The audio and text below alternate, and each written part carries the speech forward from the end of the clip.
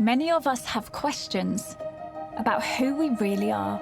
Sometimes I lay there just thinking, where have I come from? I'm desperate to know. And what our future holds. I don't look like anybody in my family. Now, amazing advances in DNA technology mean those questions can be answered for the very first time. You were in a concentration camp when you were a kid. From 9 months old. From our families I didn't think that my parents were secretive.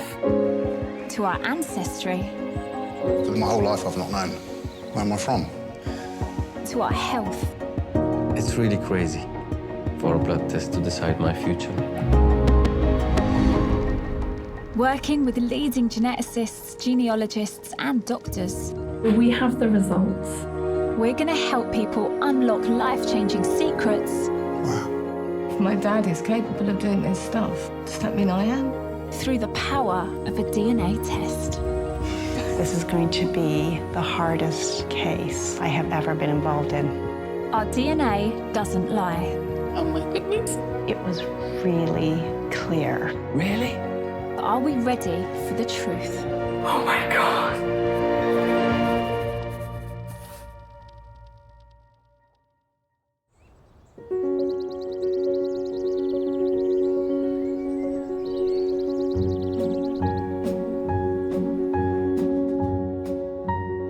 In the last 40 years, over 500,000 children have lived in foster care in the UK.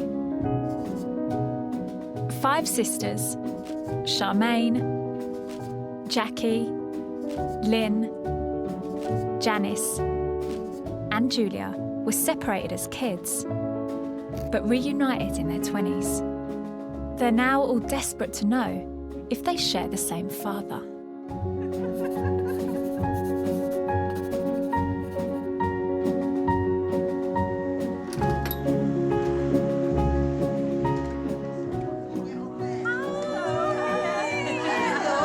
How are you? Can I just say, you look so glamorous. We started getting ready last night. 11 p.m. Takes us days. So is this your place? Yes, it is, yeah. Oh, it's yeah, so lovely, that's isn't why I'm it? still in the blanket. No, you look great. You look great. Yeah. So nice to meet you. Thank you ever so much for having me. Cheers. Cheers. Cheers. And all that, yeah. There you go. Woo. So, just so I'm clear, you all share the same mum. Yes. The question here is, do we all share, or do any of us share the same father? Yeah. Who's the oldest? Me. So you're the oldest, Julia. Then Charmaine, then Me. Jackie, Lynn. then Lynn. Johnny. Fine. is the baby. How often do you tend to get together, all of you? As often as we can. I think even though we've not been brought up together, we've got the same sense of humour. Right. You know, Wicked. wicked sense of humour, and we're biggest flirts going with Oh, it. good for you. We're like proper Good flirts. for you. So, you were adopted. You were I was adopted. adopted. 2 separate families. Yes. Where were you 3? We were brought up in care from the early ages, from about 2. Janice and I were a lot together. We were in the same, the last care home. Because I didn't know about Charmaine. Why didn't they try and keep you all together? I mean, remarkable, really, how you found each other. So you met in the 80s. Tell me how that feels. I mean, lots of people won't be able to truly understand how it feels when you meet your sisters for the first time. It's strange. It was just so exciting. I mean, we were like kids in a toffee shop. The minute we met, I felt I belonged. Yeah. Even though we've had that time apart, we still got a bond. It's strange. Your sisters. Yeah. What a treat that you've got your gang now. Yeah. And we've still, you know, we've still all got the same mum. And if you'd have met her, she was like us. We've all got her personality. She was very, very beautiful woman. She was like a model. She'd put her makeup on every day. She wouldn't go out the house without her makeup on.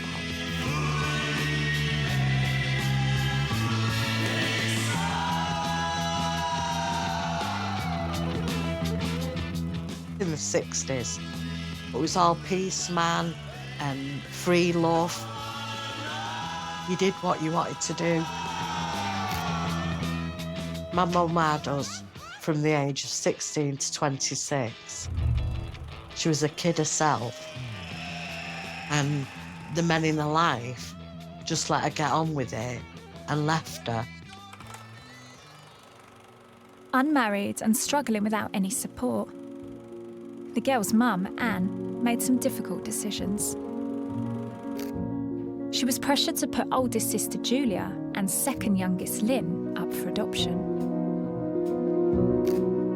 And although their mum tried to hold on to second oldest Charmaine, middle sister Jackie, and youngest Janice, they were soon placed into foster homes, separated at an early age. It was only in their 20s when Lynn accessed her birth records and she discovered she had sisters that all 5 of them were reunited. Something their mum didn't live to witness. Oh my word, you're like her. Oh my word. She was a beautiful woman. She had it tough, very tough. She had a lot of mental health issues as well that weren't recognised in those days. That's it. How did your mother die? She committed suicide eventually. I wish she could have hung on, because I think she'd be so proud of us all now. You know, we've all turned out into lovely girls. To answer some questions. Well, yeah, she could have answered our questions as well, couldn't she? But Well, what are those questions? What do you want to know? Who's our dad? Who's my dad? My mum, when she died, she took it with her to the grave. None of us know who our father is. We've never had that chance to ask her because we was all too young. So, do any of you believe that you share the same biological father? I think we do. I think we do. Yeah. So you two think you share the same father? Yeah. Who do you think your father was, and do you think any of your sisters are your full siblings? I don't know. I'm on the fence thinking, am I not? Everybody should know who your parents are. Yeah. I can't tell my kids their history because I don't know my history. The main question is, are we full siblings or half siblings? And that would give us some answer to something.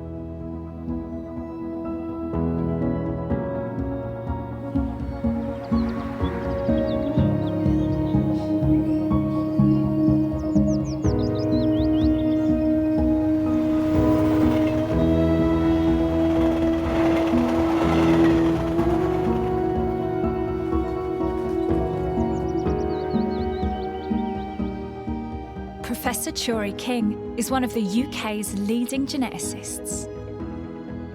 Supported by a team of genealogists, social workers and counsellors, the sisters are hoping that by analysing their DNA, Turi may be able to tell them if they are full or half siblings.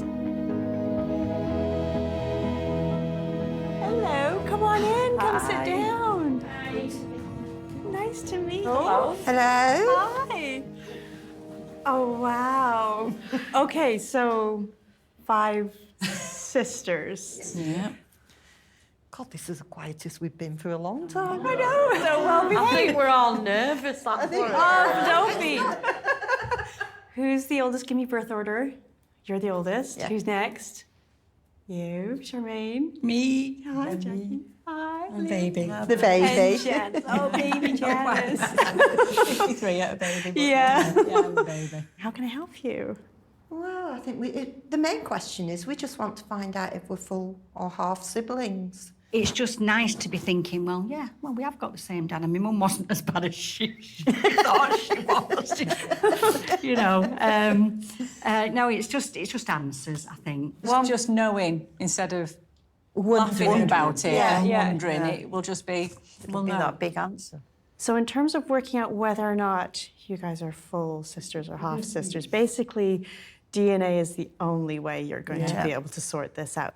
The key comes from looking at your birth father's side of your DNA. Let me just do you a picture as to what we're going to be looking for. So what happens is you share half of your DNA with each of your parents. So each time one of you is born, it's like your parents have taken their deck of cards, they've shuffled it, they've given you half each. And every time one of you is born, they do the same thing again. So on average, you are going to share about half of your DNA in common if you are full sisters. That's what we're looking for. Right. Okay. So obviously it would be great if we can identify exactly who your father or fathers are, but obviously that may not be possible to do. Yeah. So what we'll have to do is we'll have to do this on a case-by-case basis, whatever comes up, and we'll talk you through. Yeah. It's a question at a time. Yeah. And the main one is the siblings or half siblings. Okay, so what I need from you all is your DNA. The sister samples will now be compared to see if they share half of their DNA with each other and might be full siblings with the same father. I'm holding my life in my hand, you are. Turi will also add them to the worldwide DNA databases of over 30 million people to see whether they can uncover any clues about their father's identity.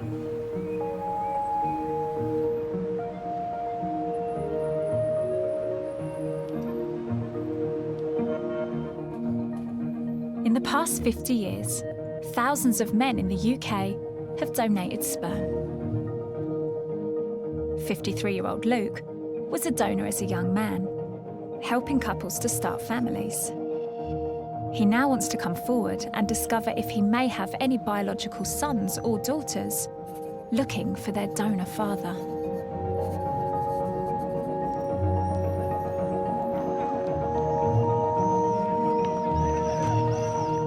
Hello, mate. Hi, Luke. Can we shake? We can Stacey. shake now. We can shake, we just can't snog. No kissing in the park. Right. So lovely to meet you. Yeah. Thank you so much for your time. Luke, why don't we start off by establishing why we're here?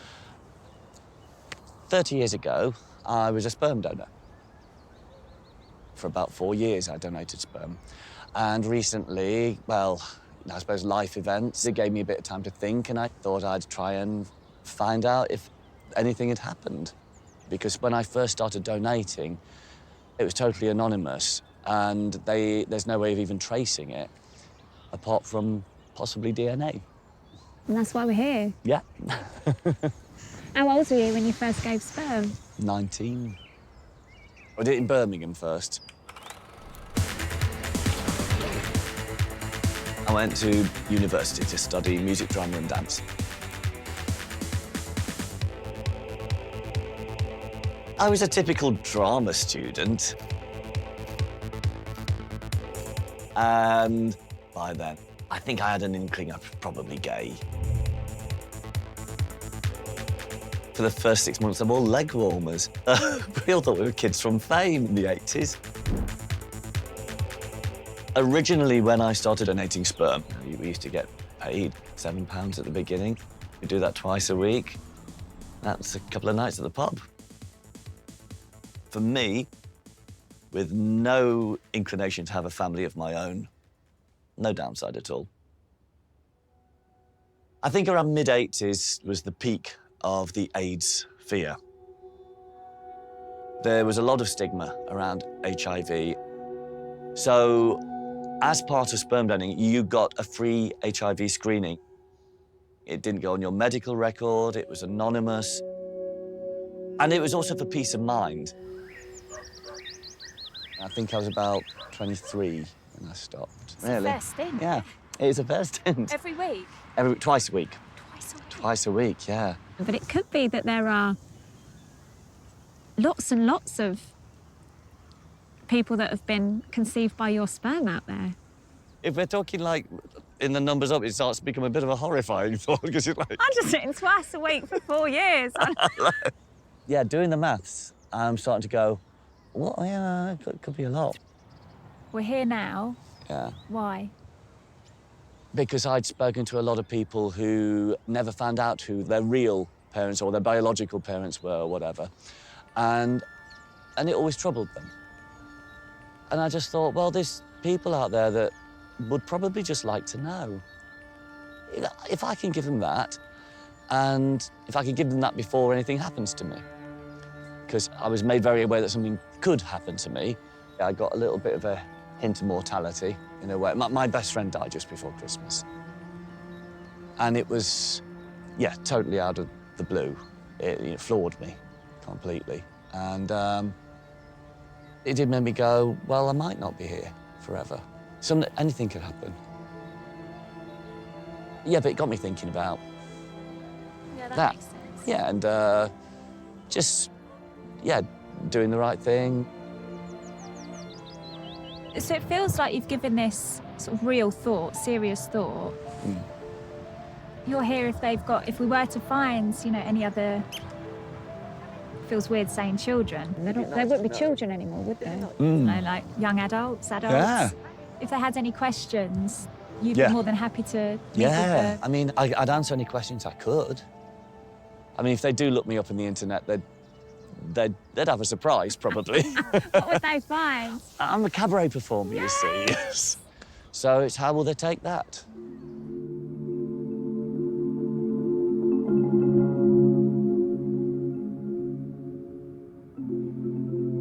As a cabaret performer, I'm not perhaps the normal biological father.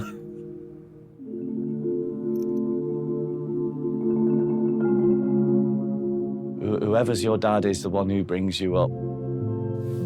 I'm not aiming to become a sudden father at 53.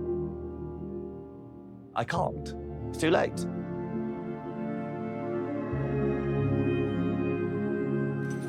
Best case scenario is that they're very happy with their family, but they just sort of want an extra little connection. An Uncle Luke.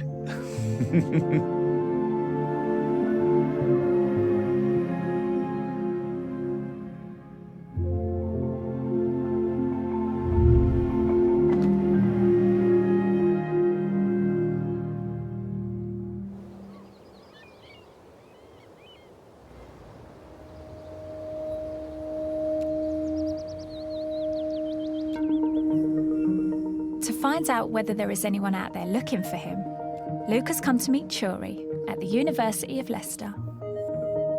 His DNA will be used to see if he has any matches on the databases. Come on in, sit down. Hiya. Hello, it's nice to meet you. Nice to meet you.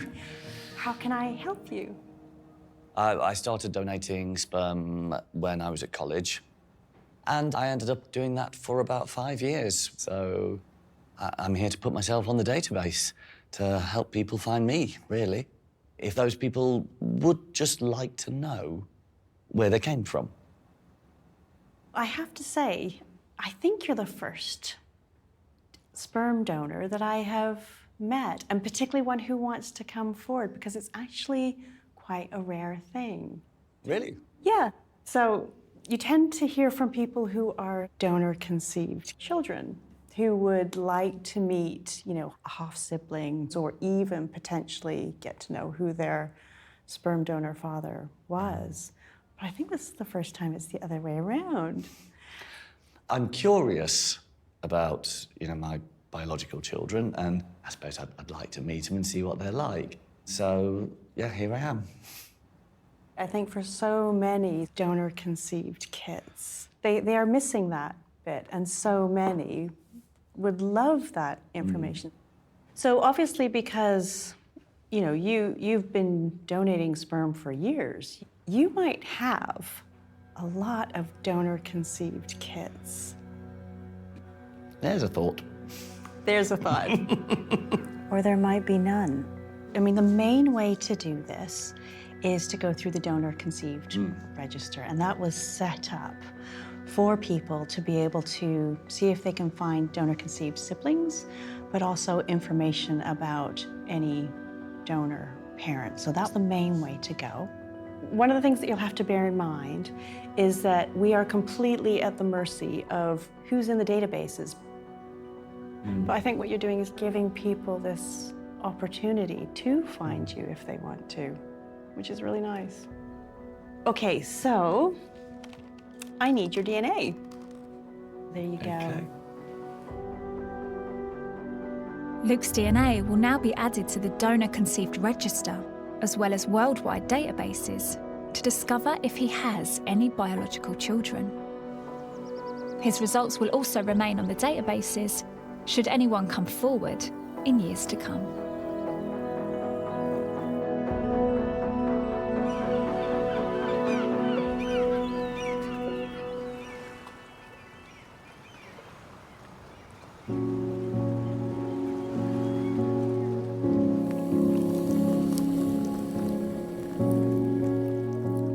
Middle sister Charmaine and her 4 siblings are waiting to find out whether they are full or half sisters, something their birth mother never shared while she was alive. Of the 5 of us, I would say that I knew my mum better than the rest of them. I was living in a care home, but I used to go and see my mum at weekends. There was so many beautiful memories. Like, she came to see me when I was on holiday and I won a beauty competition and she was dead proud of me.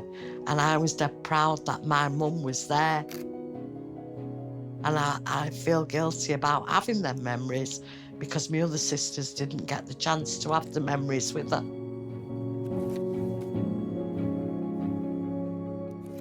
For oldest sister Julia and second youngest Lynn, their only connection to their birth mother was through their adoption records. From paperwork, I was signed away before I was born. I don't even know if she held me. But to hear about how she suffered mentally, it was heartbreaking. She wasn't well. She wasn't well. And then sadly, she did commit suicide. And she was only young. I think she was only 42. But back then, mental health wasn't dealt with at all properly. I mean, even to try and commit suicide was a crime. And she found herself locked up a few times because of it.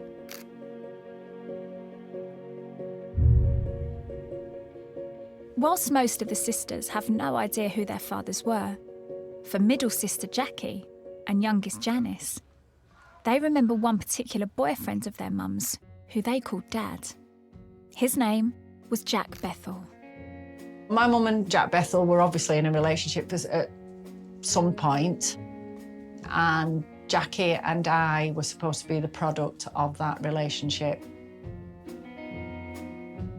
Even though Jack's relationship with their mum was on and off for many years, he remained in the girls' lives, occasionally visiting them at their foster homes. Janice and I were in care together. She was a very timid little girl.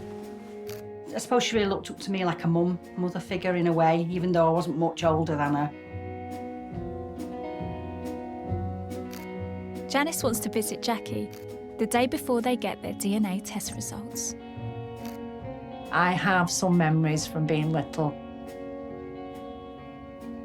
I remember once crying for my mum, but I didn't know who I was crying for. I didn't know what my mum looked like, so I cried for Jackie. Janice and I do have that special bond, definitely. I wish Jack was here. He was funny. Yeah.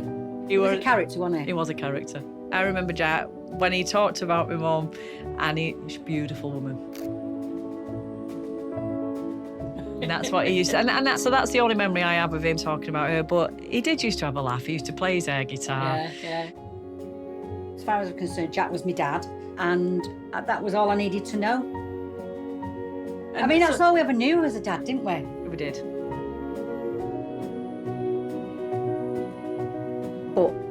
Whatever the results are, you know I'm always going to be here. I'm your mummy. You are. I do. I love you to bits. You know that. I know.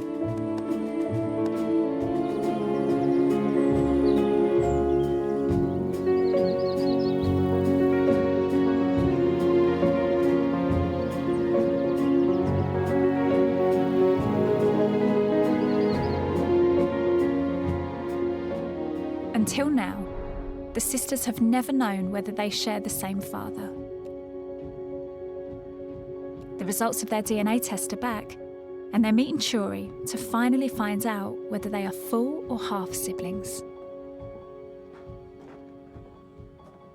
Come on in. Hi. Hi. Hi.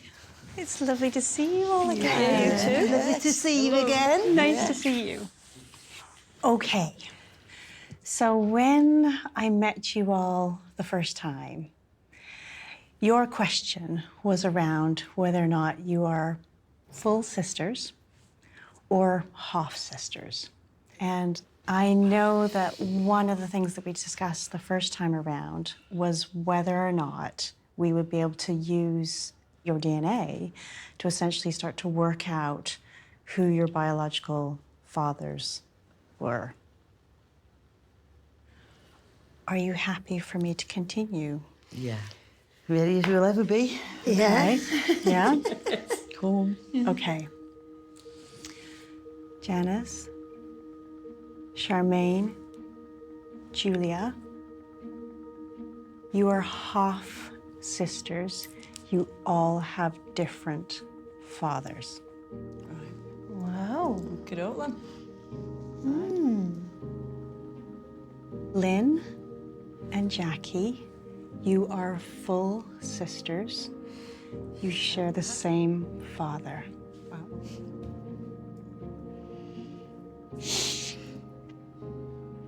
Two nutters.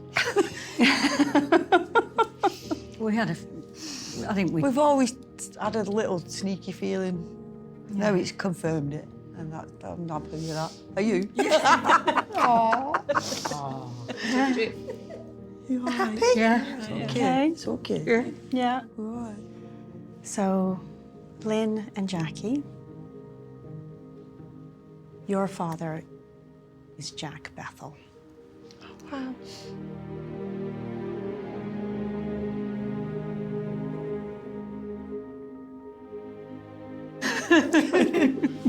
You've got a dad. That's what you've always wanted, sweetheart. We can see that because when we look at who you're matching in the DNA databases, you're getting matches to other Bethels who have coincidentally also taken DNA tests. And having that name to start with really helped us. Good. Good. Ooh. So that makes us half sisters Yeah, to you, we're right? still all. That's Yeah. right. Yeah. Are you surprised? I'm a little surprised at that. 'Cause I had it in my head that Jackie and Janice had the full same sisters, father, yeah. and Charmaine and Lynn had the same father, and I was the odd one out. And I've said that from the beginning. But I did expect him to be my dad, Jack. Still my sister.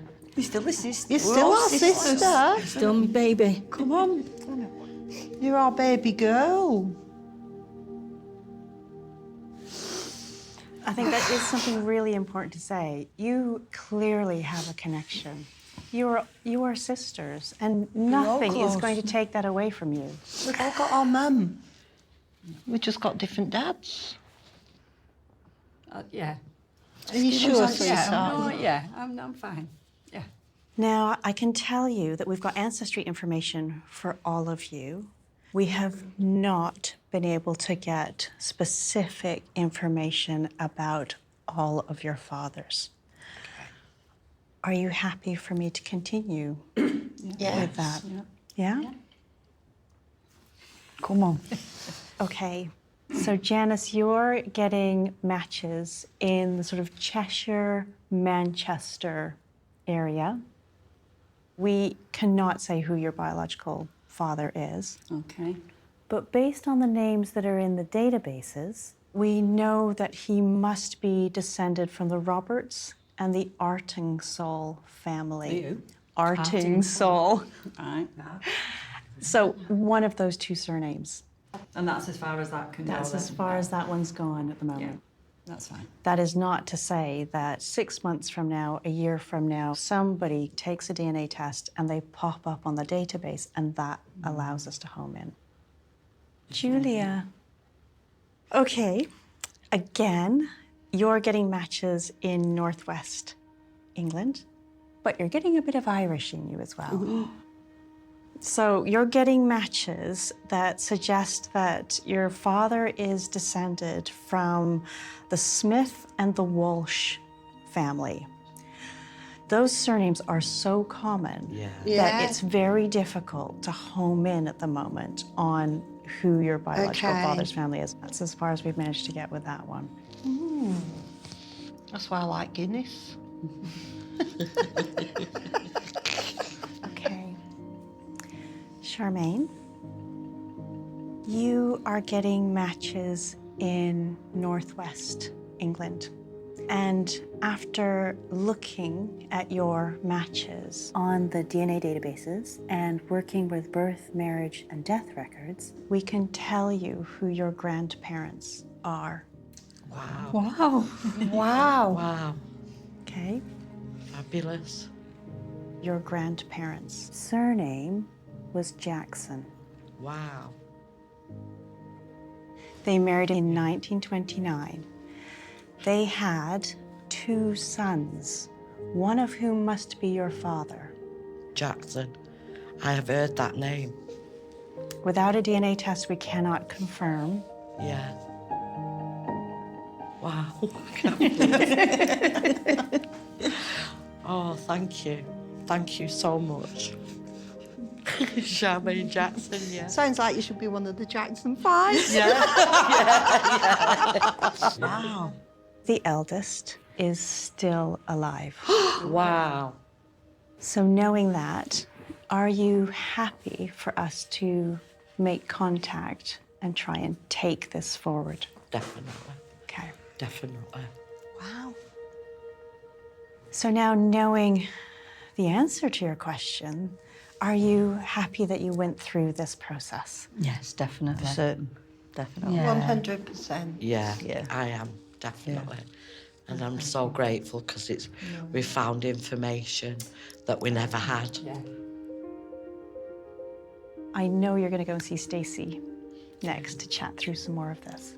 Thank you Okay, anyway. thank you. Thank you. you. Very, You're very much. welcome. Thank you for all the hard work. You're very welcome. Right. Here we go. Oh, good. And you.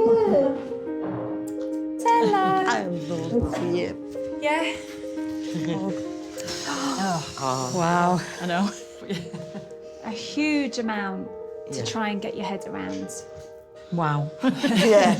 Big wow. Let's start with you two, Lynn and Jackie.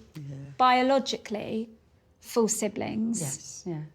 Jack is your father. What's your father? I know, Jack. Yeah. I've got the answer. How does that change your life, do you reckon? It's just give me closure on the keep going and trying to find. But it's just like, I've still got my sisters. We're still here. We're all together and we'll never not be together. And that's it, you know what I That's mean? the I know one. it's a bit of a cliche, but there is a genuine sisterhood here. Yeah. And you know, when we met at your place last time, Janice, I really could feel the closeness between you two. Yeah. And I think whilst you're not full biological siblings, actually you share a mum, but you also share lived experiences. Yes. Yeah, we do. Yeah. That's the one. Yeah. That Yeah, very it's true few that, yeah. people will be able to relate to. Yeah. I think that's part of our history, that's Yeah. that our bond. Yeah, definitely. Really, that's there, you know. I'm just grateful that I found out, you know, my sisters are all still my sisters, Yes. whether we're full or half. Yeah, that's what I mean. There's a real closeness here, and even if you haven't got the same mum and dad, you share a mum. We share our children. Yeah. Got beautiful nephews, Yeah. nieces. I'm glad we've done it because it's answered, it's given us answers to, well, for Lynn, like I say, obviously. I'm so glad. But it's been good to do it. Just got to carry on now and keep supporting each other. Yeah, that's the one. Well done, ladies. Thank you. Thank you. Thank you so so much for much. everything. Thank It's you. amazing. Pleasure.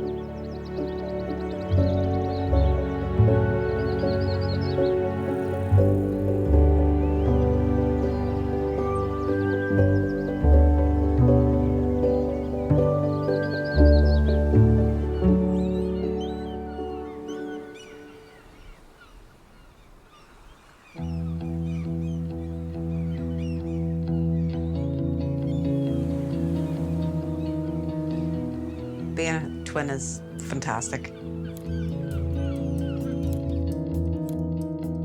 Would recommend it to everybody. Everybody should have a twin. Yeah, they should. I was born first. I was the smaller of the two twins. She always says that the big twin pushes the small twin out first. You know, it wasn't my fault I was bigger.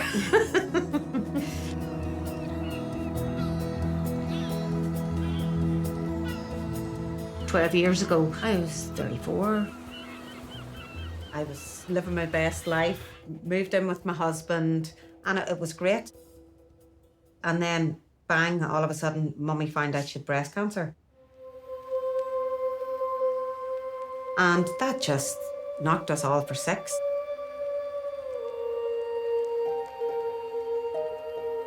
We were there with her the whole way through everything. It was really, really hard to watch her suffering. But then, you know, once she died, the thought turned to, what about us? You know, are we at risk for this? Identical twins, Diane and Louise, have not only lost their mum to cancer, but a number of other relatives, which could mean their family carries a fault in one of the BRCA genes that might be deadly.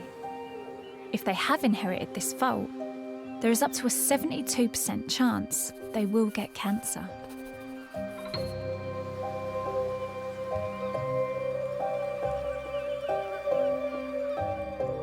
Analysing their DNA is the only way to find out.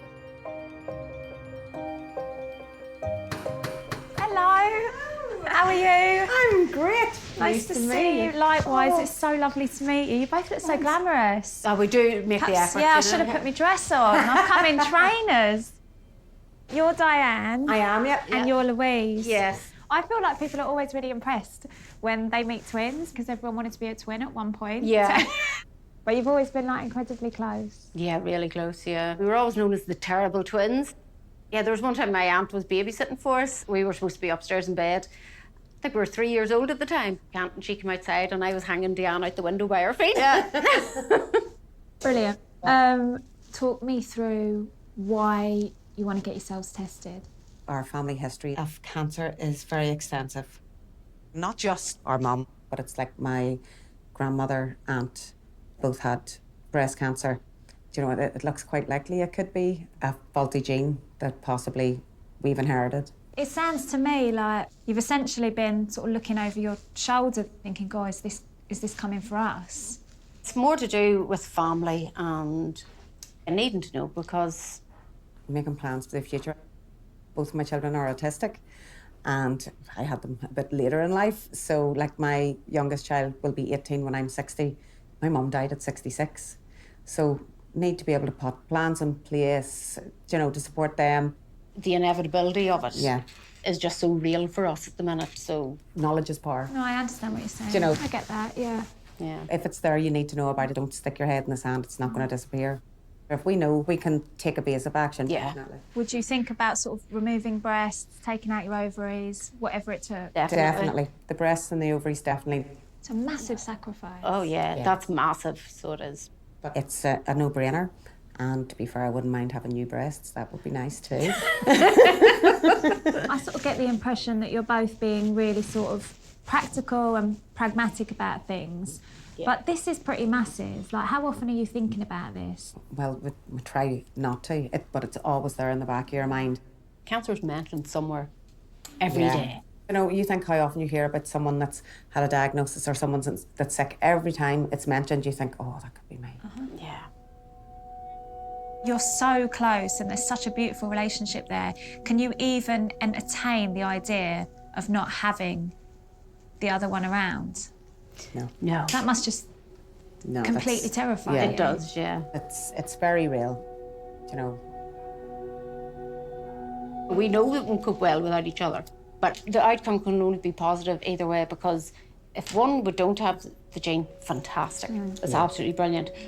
But if we do have that gene, then at least we know, so we can do something about it.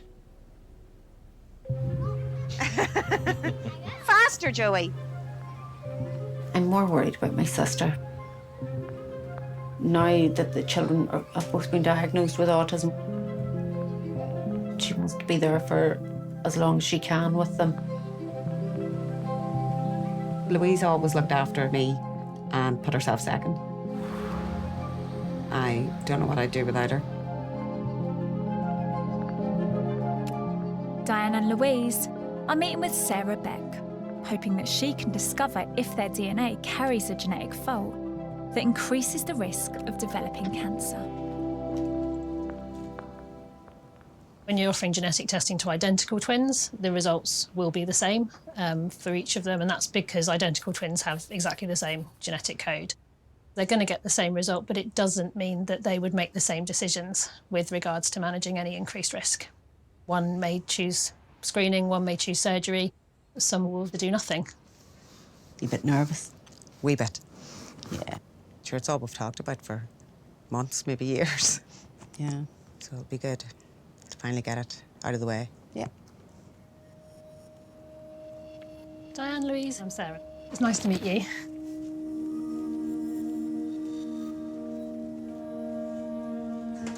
So what we'll do is we'll just talk about the genes that we can look at, possible results, and go from there. Okay. Okay. So if you imagine a gene is a bit like a recipe book. Yeah. Genetic testing is reading through the book, looking for spelling mistakes. Does that make sense? That does, yep. Yeah. So I suppose the first thing to say is that when we do a genetic test, we're not looking to see if you have these genes. We're looking really to see if they're working properly. If we did find a spelling mistake, or what we call a variant, for you it would mean that you have an increased risk of breast and ovarian cancer. Okay. Diane and I are only 10 years younger than Mum was at the age she was diagnosed with breast cancer, so it's kind of like we need to take action now rather than just sitting waiting. It's a constant worry. It's just always in the back of our mind. Our biggest concern was that our mum, our aunt, and our grandmother had breast cancer. There is more breast cancer than we'd expect by chance. There are 3 close relatives with breast cancer. That could suggest that there is a genetic cause. Sarah will take blood from Diane and Louise in order to analyse their DNA and see if they carry a fault in one of their BRCA genes. They'll receive their results in 4 weeks.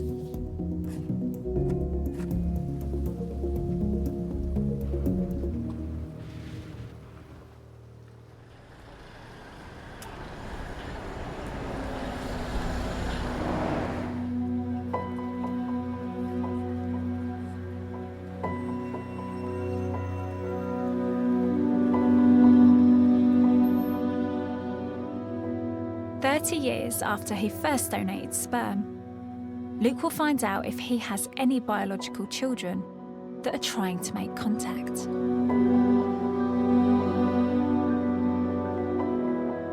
I'm trepidatious. It'd be lovely to have some sort of relationship in that sense of, you know, children suddenly find their long-lost dad. I'd love to know what they're doing. Curiosity. I think I'm ready to open this door right now. it could change my life.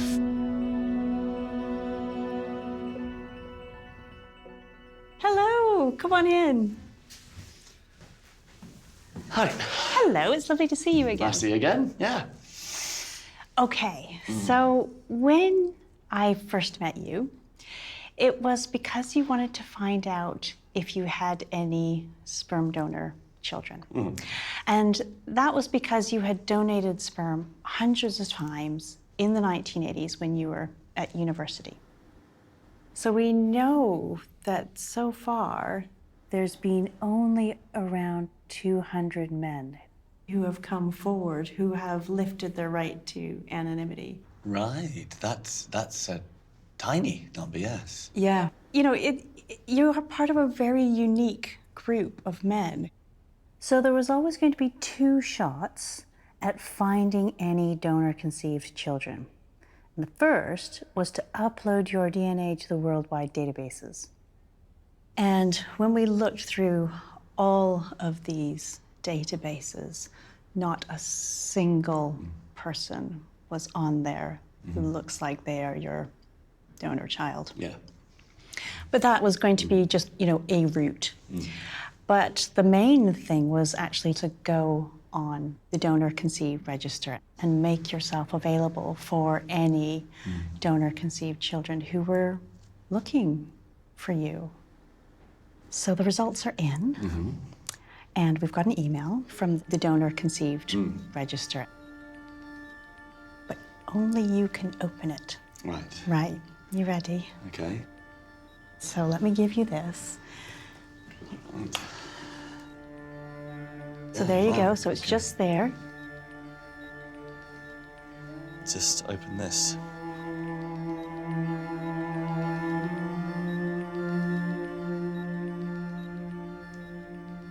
Just take your time. Comparison of your sample with the current donor-conceived individuals has not revealed a link.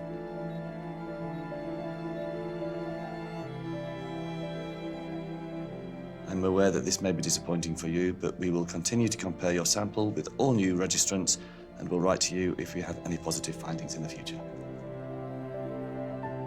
So no children on the donor-conceived register. It's not that you don't have donor-conceived children out there. It's hugely possible that you could have dozens of donor-conceived children. Yeah. They may not know that they are donor-conceived, because the only way they're going to know is if their parents have told them. Equally, you can have people who know that they're donor-conceived, and they're completely relaxed about the whole thing. They don't feel a need at this point to find anything further. They may do in the future. They may never feel the need to find out. It's early days, really early days. So it could easily be that you have dozens of children out there. They're not yet on the donor-conceived register, and that register is growing all of the time. Give it a few months, and you get an email. Yeah, that was something that was occurring to me more and more over that this is kind of a lifetime thing. It may be that I'm 80 and someone will come up and go, excuse me. Yeah, it's one of those things. So though it hasn't turned out quite how we would have hoped, that is actually the reality, I suppose, of genetic testing. Yeah. I was always happy with either result, to be honest with you. I'm cool with that. I mean, that's what it was all for. So I know you're going to go and see Stacey now. Yeah, it'd be nice to see her again. All right, thanks very much, You're Turi. welcome. Bye.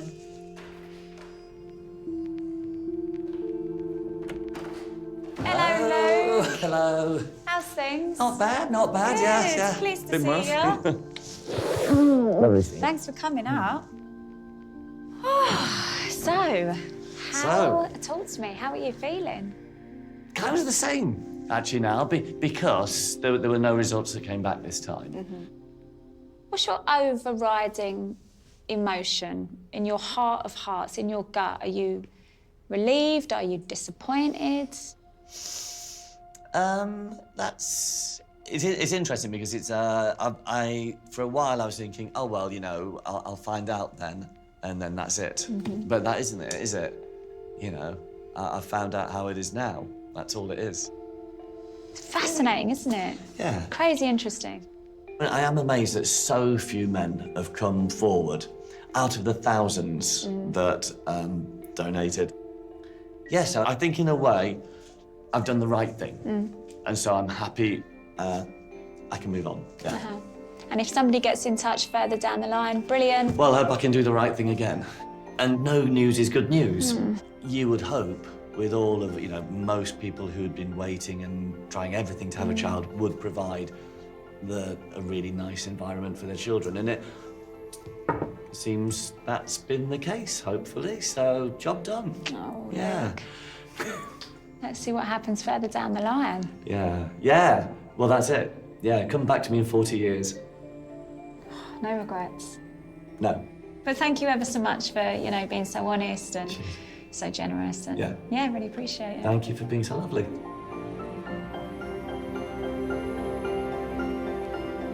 Thinking about how many people there could be out there always makes me smile a bit. It did something nice for people.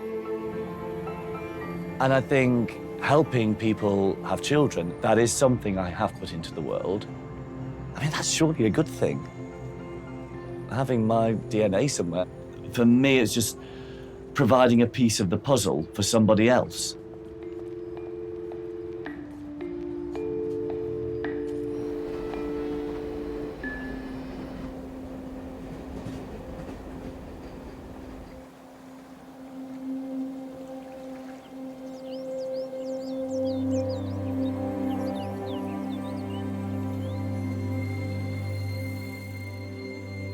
Diane and Louise have been waiting a month to find out if they have both inherited a genetic fault, which would mean they have a much higher chance of developing breast and ovarian cancer.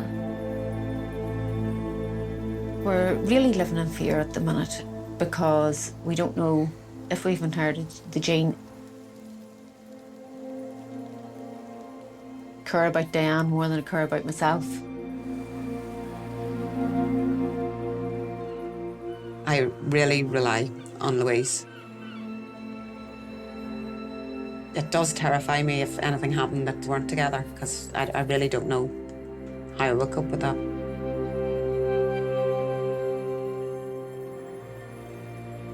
I really struggled watching Mum going through all the cancer treatments. She really was so ill. I would hate to imagine watching Diane have to go through something like that. I would much rather it was me. No one of us is going to have to die first, but it's just hoping that it's way off in the future.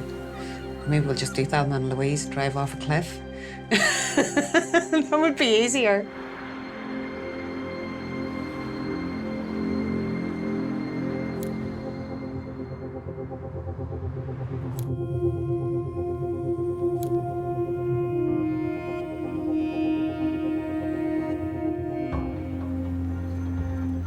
You okay? Yep. How you feeling? Slightly anxious. Slightly? Yeah. Very anxious.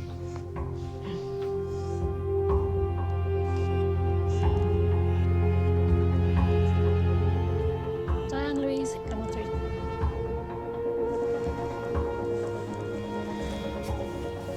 Sarah. Louise. Nice to see you again. Very nice to see you both again. When we met before, we talked about your family history of cancer, and particularly the family history of breast and ovarian cancer. You both provided a blood sample that was sent off for genetic testing, and I've now got your results. So the testing has looked at BRCA1, BRCA2 genes. And there are no variants in any of those genes that would increase your risk of developing cancer. And I'm pleased to say that both of you have completely normal genetic results. Really? Yeah. Yay! Oh, fantastic. That's brilliant. I'm going to cry. Oh. Yes, it's a great relief. We've looked at all the high-risk genes. They're all completely normal, which is great news for you and obviously for your children. Great. Oh, that's brilliant news. Yay. I was so worried it was going to be positive, but now that it's negative, it's just such a weight off our shoulders because, you know, my assumption was always that I wouldn't be around to support my kids. So that's all been pushed to the side now, and it's now like, yeah, I can make plans with my family. That's it. They'll not get rid of you that easily. It's such a relief. It really is. Yeah, kind of just want to go and do a wee dance. It's really nice to see you both again today and really nice to give you some good news. Thanks so much. You're welcome. Coming in today, I just thought, oh, it's going to be bad news. It's going to be awful. What are we going to do after this? But thankfully it went the way we wanted it to.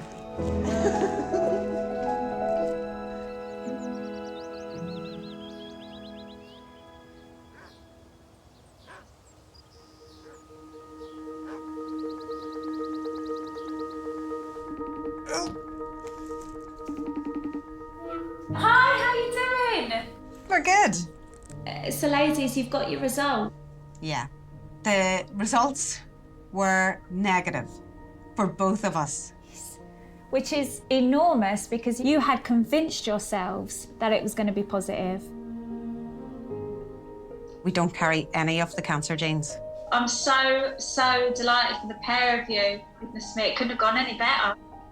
The only problem is that because we always assumed we had this gene, neither of us have paid into a pension. Yeah, so it's just sort of like, oh, we might actually have a retirement. This is great news. Exactly, yeah. Yeah. So lovely to see you both, and I'm so thrilled for you. Congratulations, I'm made up. Thank you. Bye.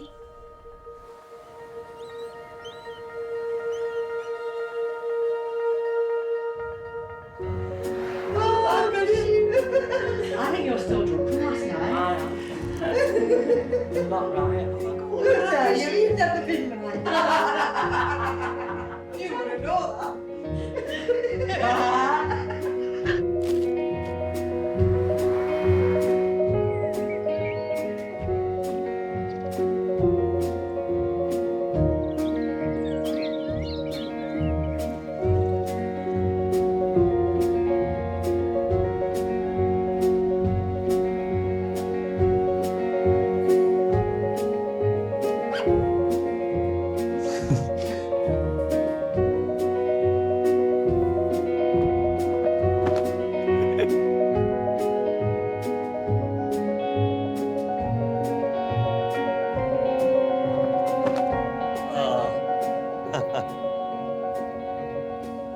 Lovely. Cheers. Cheers. Gesundheit. Gesundheit. Oh, that's when you sneeze. Yeah.